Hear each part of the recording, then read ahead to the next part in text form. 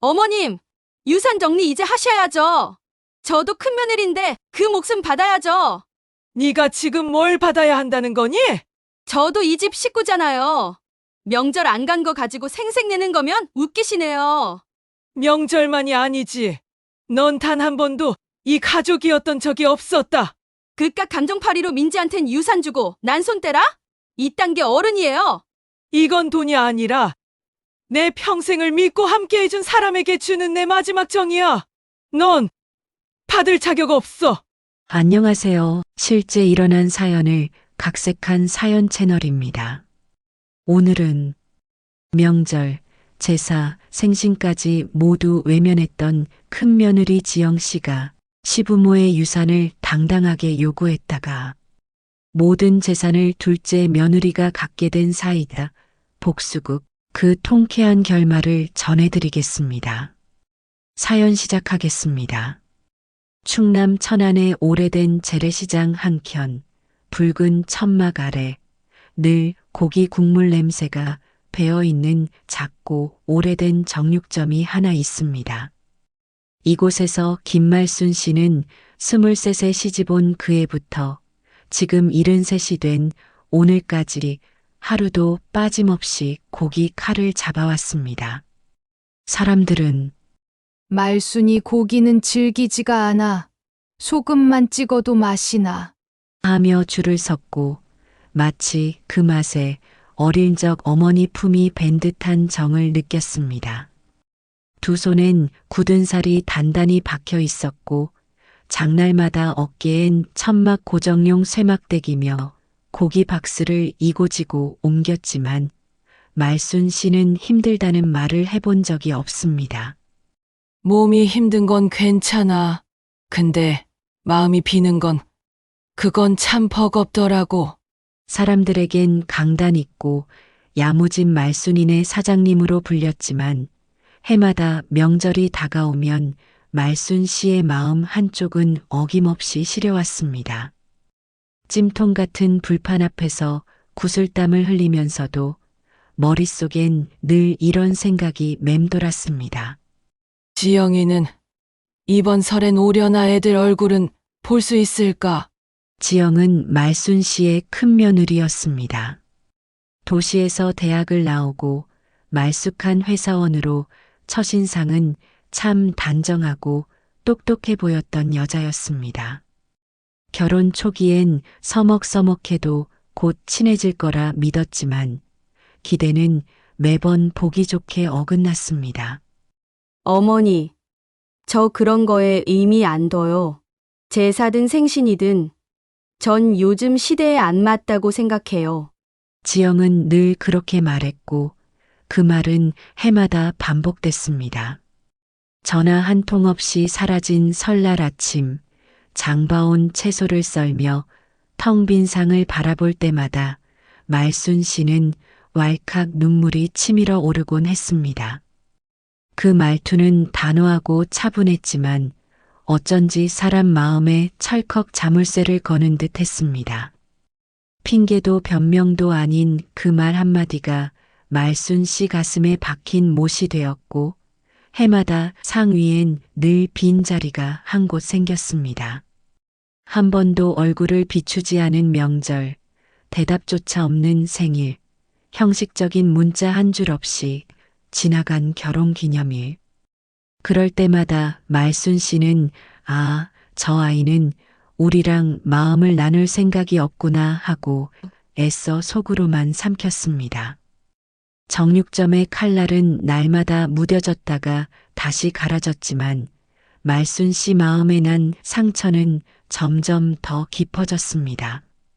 손가락 마디마디엔 관절염이 번졌고 허리는 늘 굽은 채로 고기를 썰었지만 그 무엇보다 무거웠던 건 가족이란 이름에서 외면당했다는 느낌이었습니다. 그리고 그 무심한 말 한마디 그런 건 의미 없어요. 그 한 문장이 말순 씨에게는 몇십 년을 살아온 모든 수고와 정성을 한순간에 부정하는 것처럼 들렸습니다.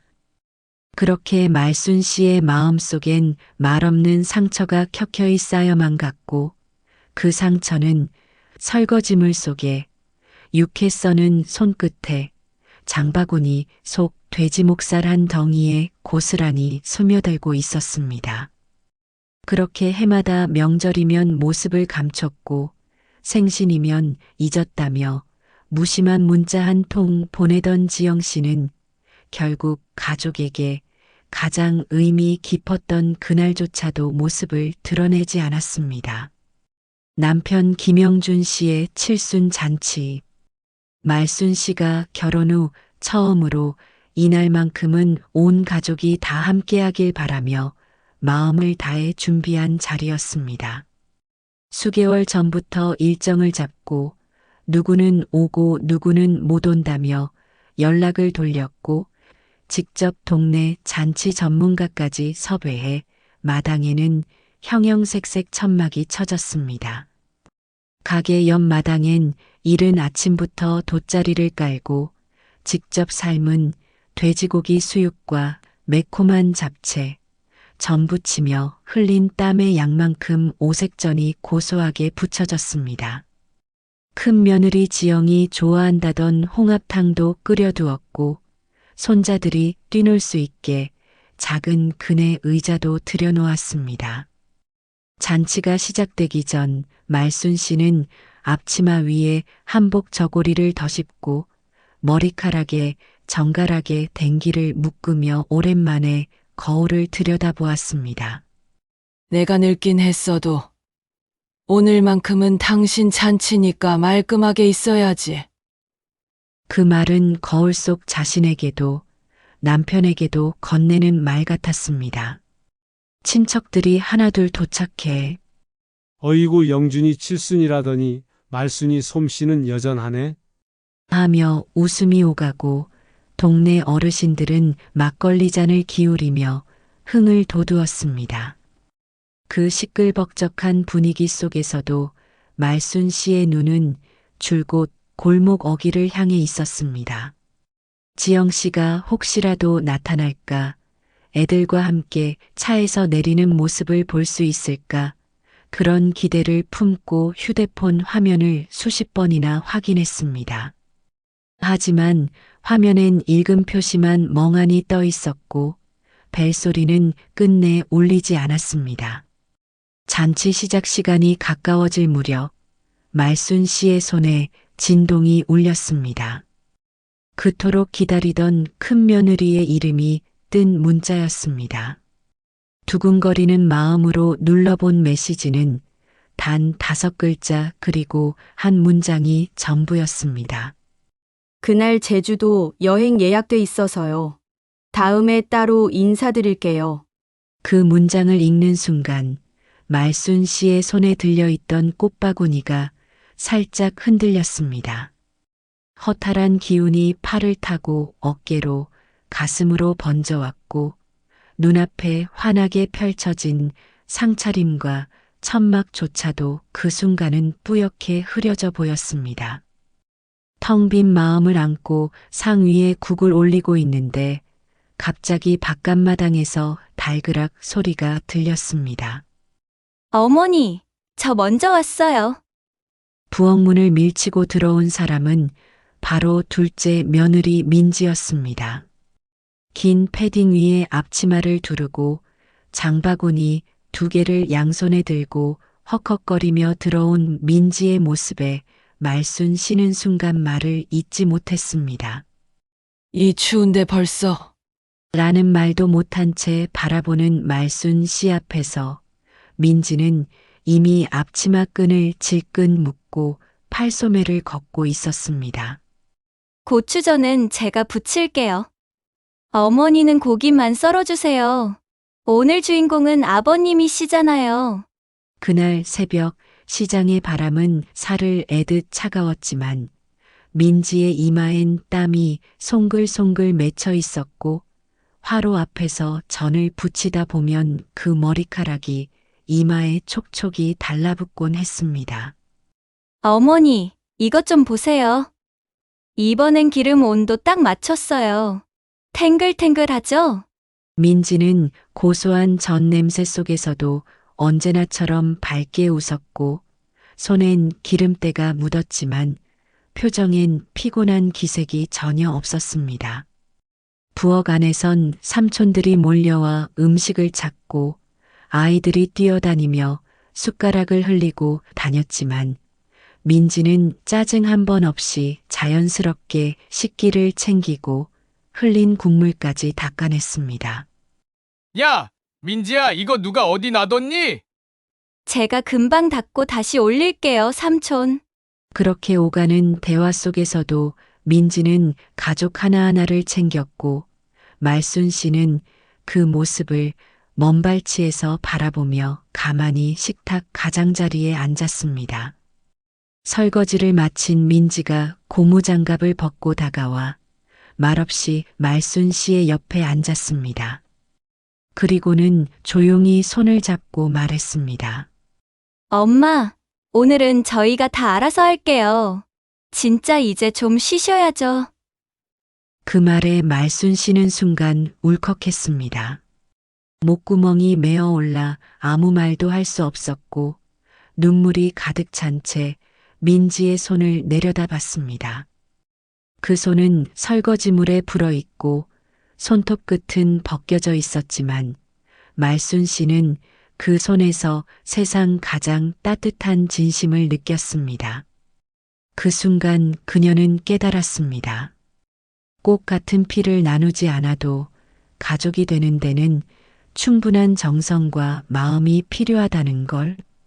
빈자리에 대한 아쉬움도 서운함도 민지의 존재 앞에서는 더 이상 의미가 없었습니다. 그녀의 마음 속엔 언제부터인가 며느리가 아닌 딸 같은 사람이 자리 잡고 있었고 그 온기는 말없이 퍼져나가 잔칫날의 허전함을 조용히 덮고 있었습니다. 그녀는 잠시 고개를 숙인 채 눈을 감았고 다시 눈을 떴을 땐 어쩐지 세상이 더 조용해진 것처럼 느껴졌습니다. 잔치 분위기는 점점 무르익었고 누군가 조심스럽게 묻는 목소리가 들려왔습니다. 큰 며느리는 안 왔나 봐요. 그 말에 말순 씨는 잔뜩 굳은 얼굴에 억지로 미소를 걸며 대답했습니다. 바빠서요. 일이 있어서 못 왔대요. 다음에 따로 온다고 하네요. 하지만 그 짧은 말 뒤엔 숨길 수 없는 쓴맛이 묻어났습니다. 웃음과 말소리로 가득한 상위에 말순 씨의 마음은 싸늘하게 얼어붙어 있었습니다. 그녀는 조용히, 아주 조용히 깨닫고 있었습니다. 그렇게 사계절이 몇 번이고 돌고 돌아 말순 씨의 손에 익었던 정육점 칼날에도 세월의 흔적이 아로새겨질 무렵 남편 영준 씨는 조용히 눈을 감았습니다. 칠순 잔치를 치른 지 몇 해 되지 않아 몸이 점점 야위더니 끝내 병원 침대에 눕고 말았습니다. 몇 달간 말도 없이 누워있던 남편이 마지막으로 깨어있던 날 말순 씨의 손을 꼭 잡고 힘겹게 꺼낸 말은 단 한마디였습니다. 우리 민지 참 고맙다. 말순아, 그 아이 네가 잘 좀 챙겨줘. 그 말은 생애 끝에서 꺼낸 진심이었고 말순 씨는 눈물이 고인 눈으로 조용히 고개를 끄덕였지만 가슴 속 어딘가가 쿵 하고 내려앉는 듯한 먹먹함은 오래도록 남았습니다. 장례가 끝난 지 며칠 후 집안은 어느새 향 냄새 대신 서류 냄새로 바뀌었고 차분한 울음 대신 계산기 소리만이 똑딱거리며 울려 퍼졌습니다. 영정 사진이 걸린 마루 위엔 아직 제사상 촛농 자국이 그대로였지만 그 앞에 앉은 사람들 눈빛은 이미 남겨진 것들을 두고 분주히 움직이고 있었습니다. 그날은 유산 정리를 위해 가족들이 모이기로 한 날이었습니다. 말순 씨는 평소보다 조금 더 단정하게 머리를 올리고 눈썹을 곱게 다듬은 후 남편 유품이 담긴 나무 상자를 마루 한쪽에 조용히 내려놓았습니다. 상자 안엔 남편이 살아생전 정리해둔 집문서, 통장, 사업자 명의 변경 서류가 차곡차곡 정리되어 있었고 말순 씨는 그것들을 꺼내며 한 장 한 장 다시 확인했습니다. 영감이 살아있을 때부터 다 정리해뒀던 거야. 나는 그냥 그 뜻을 따를 뿐이지. 그녀는 그렇게 마음을 다잡으며 바깥 마당에 시든 국화 화분 옆에 작은 상을 펴고 가족들을 맞이했습니다. 둘째 아들과 민지가 가장 먼저 도착했고 둘은 조용히 앉아 고개를 숙인 채 어머니의 얼굴을 살폈습니다. 그때 그동안 연락 한 번 없던 큰 며느리 지영이 오랜만에 모습을 드러냈습니다.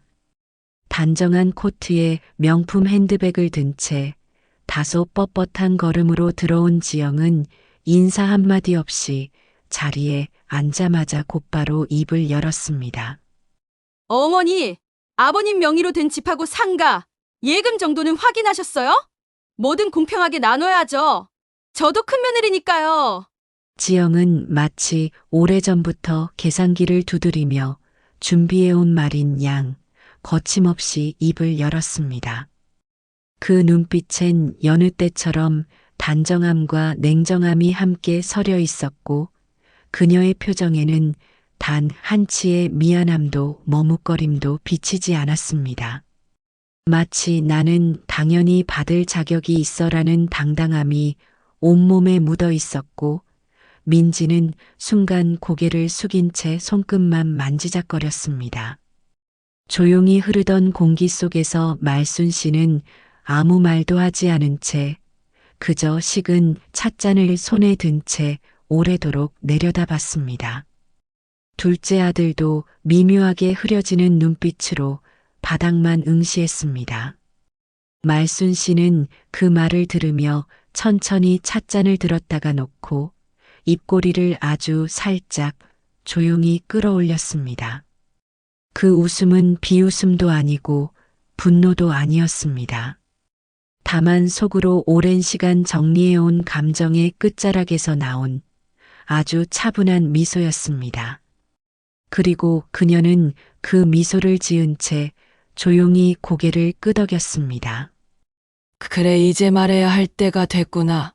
그리고는 마치 마음속에 정해둔 순서라도 있었던 듯 아주 조용히 몸을 일으켜 안방 쪽으로 걸어갔습니다.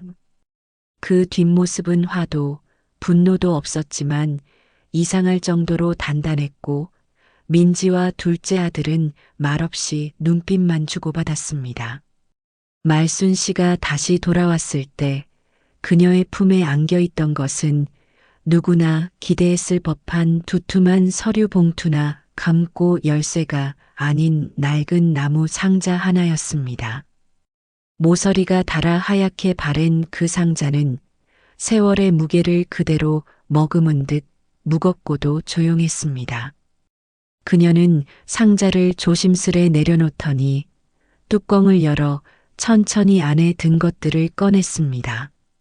남편 영준 씨가 살아생전 손으로 하나하나 정리해둔 서류들이었습니다.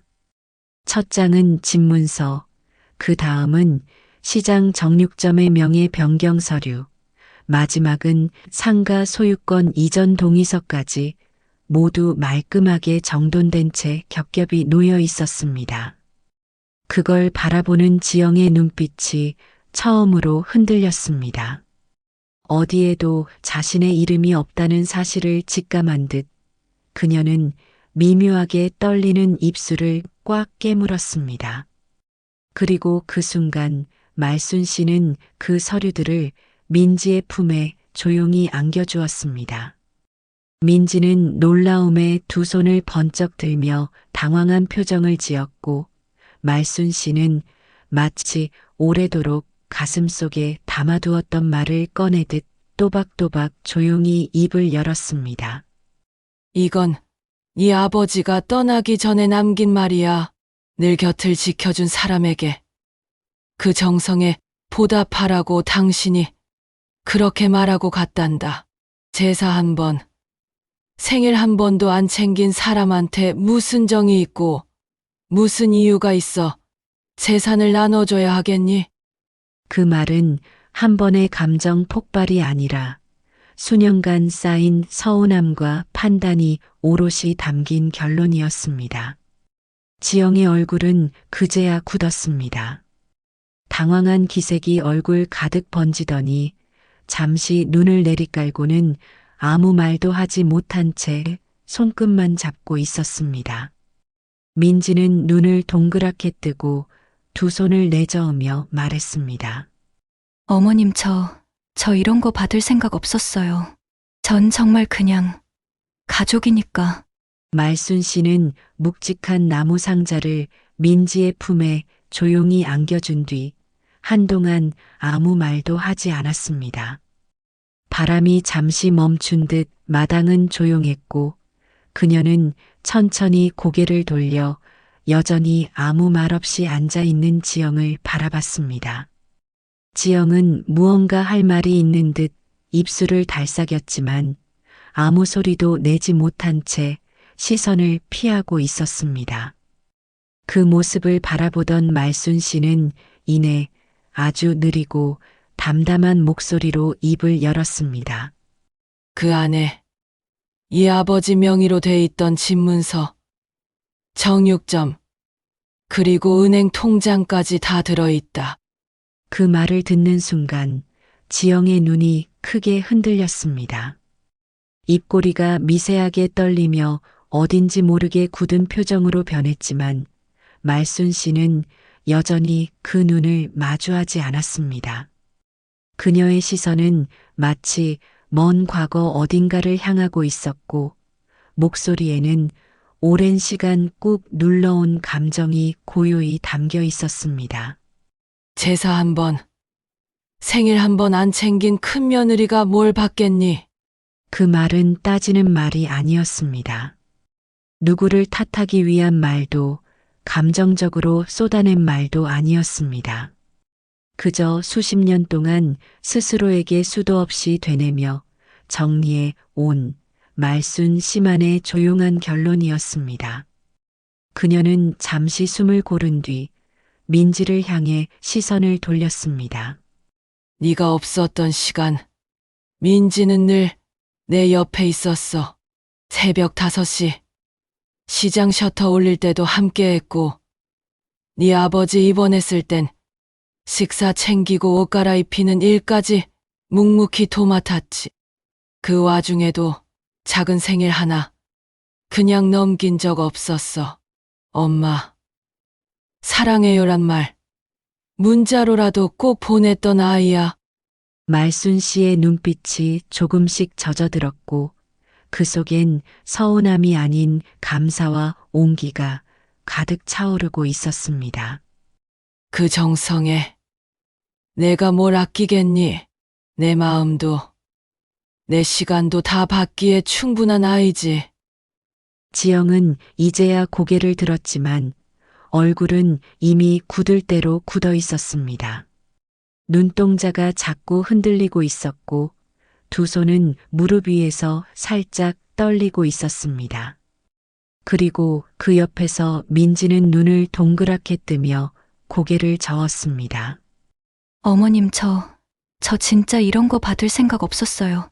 전 그냥 당연하다고 생각했을 뿐인데. 그 목소리는 울컥 섞인 떨림으로 채워져 있었고 손끝으로는 상자 뚜껑을 덮으려 하며 어쩔 줄 몰라 했습니다. 그러나 말순 씨는 민지의 손을 살며시 잡고 조용히 그러나 단단하게 말했습니다. 이건 유산이 아니라 내가 평생 곁에 있어 준 사람에게 주는 고마움이란다. 돈이 아니라 마음을 믿고 준 내 삶의 마지막 정리야. 그 말에 민지의 눈에 눈물이 차올랐고 그 눈물은 곧 주르륵 볼을 타고 흘러내렸습니다. 지영 씨는 끝내 아무 말도 하지 않았습니다. 무언가 말하고 싶다는 듯 입술을 달싹였지만 그 순간마저도 이미 그녀에겐 아무 의미가 없다는 걸 알아차린 듯 했습니다.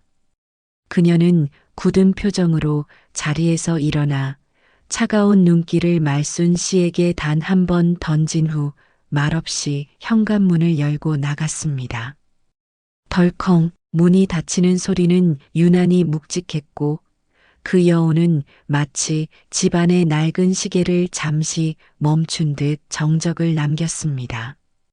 곧이어 차 시동이 걸리는 소리가 들렸고 타이어가 골목길 자갈을 긁는 소리도 함께 사라졌습니다.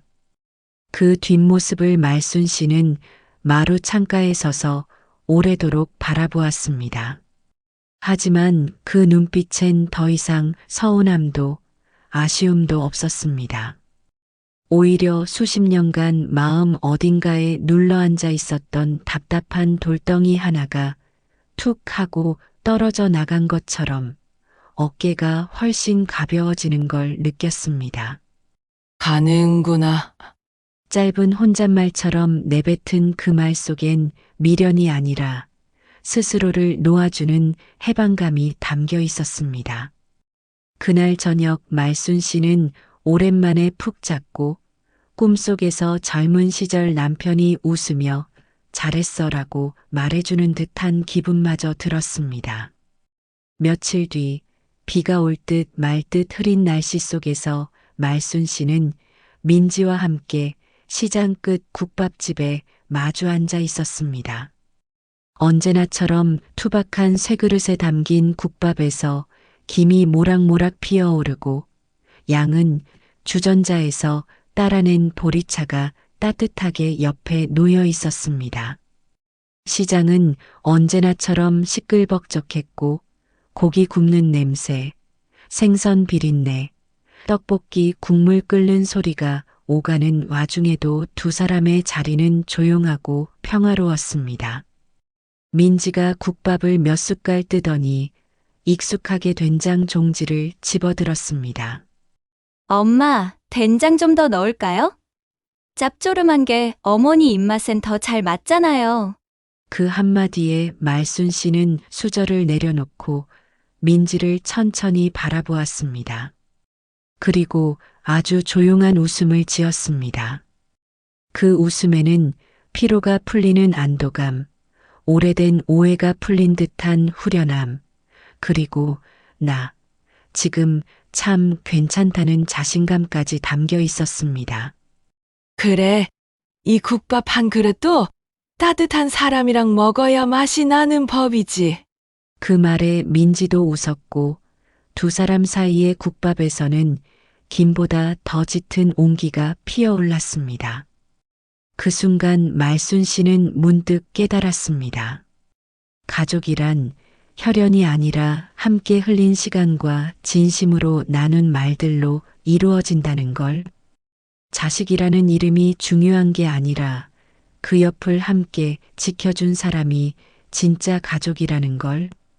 평생을 속으로만 사귀며 억눌렀던 외로움과 서운함이 민지의 따뜻한 말 한마디와 손길 속에서 완전히 녹아내리고 있었던 겁니다. 그날의 국밥은 이상하리만치 구수했고 깊고 진한 맛이 오래도록 입안에 남았습니다. 무엇보다 말순 씨의 마음도 참 오래간만에 따뜻하고 편안했습니다. 바람은 여전히 불었지만 그날 말순 씨의 가슴속 바람은 잦아들고 있었습니다. 그리고 그녀는 속으로 이렇게 생각했습니다. 이제야 내 마음도, 내 삶도 딱 맞는 온도에 도달했구나. 여러분은 김말순 어머니의 결단, 그리고 함께해준 사람에게 마음을 내어준 이 마지막 선택, 어떻게 느끼셨나요? 오늘 사연은 여기까지입니다. 구독, 좋아요, 알림 설정을 눌러주시면 가족 간의 갈등을 딛고 일어선 이야기, 그리고 인생의 저녁빛처럼 따뜻하고 감동적인 실화들을 꾸준히 받아보실 수 있습니다.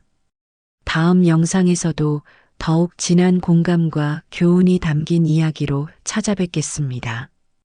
시청해 주셔서 감사합니다.